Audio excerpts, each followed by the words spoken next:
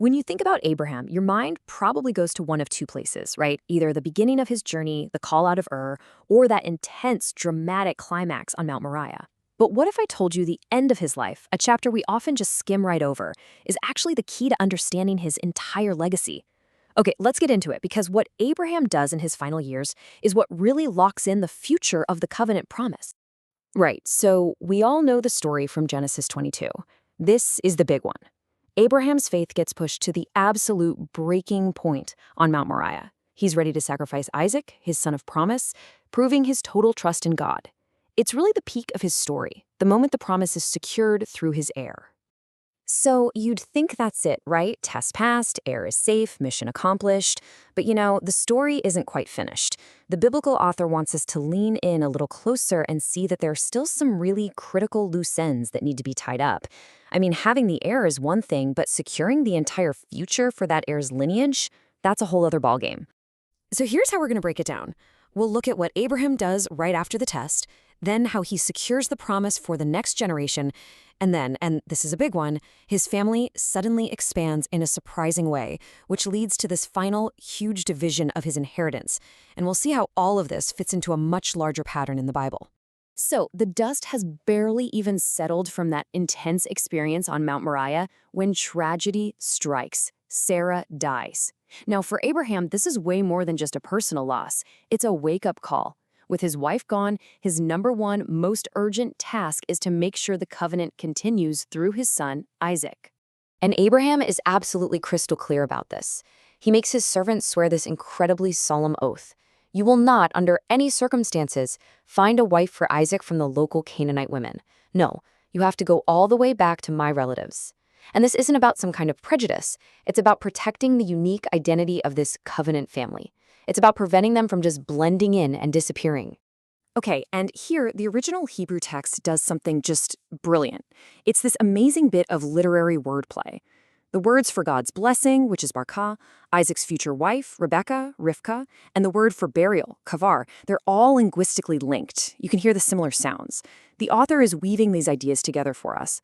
Rebekah is the key to the future blessing, and that blessing is tied to the promise of the land, which Abraham just took his first legal possession of through a burial plot for Sarah. It's just master-level storytelling. So everything seems to be on track. The succession is secure. Isaac has a wife, Rebekah, from the right family line. The covenant is looking good. But then, just when you think it's all settled, the story throws us a major curveball. Abraham, now a very, very old man, gets married again. Yep, Genesis 25 just drops this on us. Abraham took another wife, and her name was Keturah. Just like that. This simple little line completely complicates the inheritance story we thought was all wrapped up. And get this. Keturah has 6 more sons with Abraham. 6! All of a sudden, Abraham's family has just exploded in size. This isn't just about Isaac versus Ishmael anymore. Now you've got 6 new family lines that could, in theory, try to lay a claim to that covenant promise.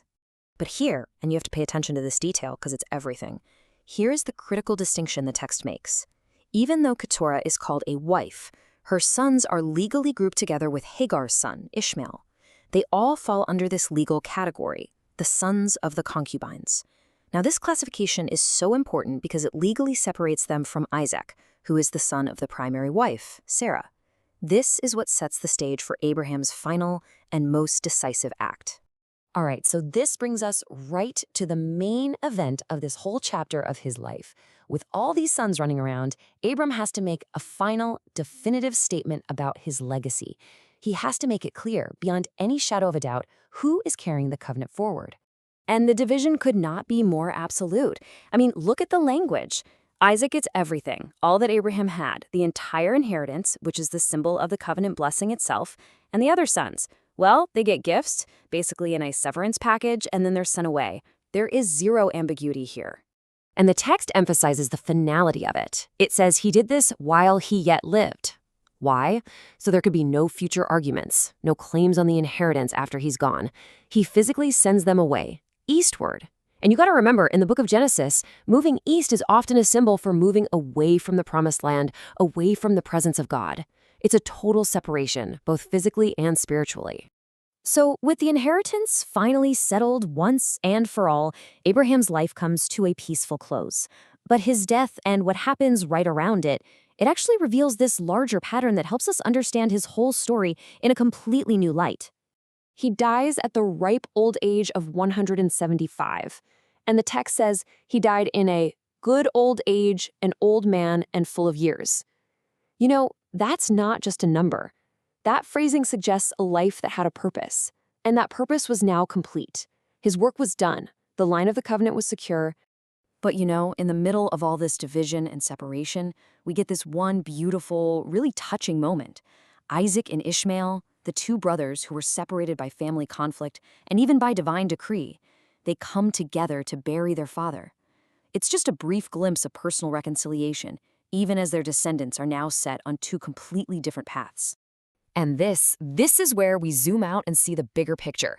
Abraham's final act of dividing his family isn't some random, isolated event. It's actually part of a recurring pattern you see all through the book of Genesis. I mean, think about it. Adam's family splits between Cain and Seth. Noah's family divides, and the promise passes through Shem. And right here, Abraham's massive family narrows dramatically down to just one person, Isaac. It's this powerful theme of divine selection happening through separation. So we're left with this really fascinating paradox. God's promise was that Abraham would be the father of many nations, and he is. Through Ishmael and all the sons of Keturah, that part of the promise is fulfilled. The blessing is expansive.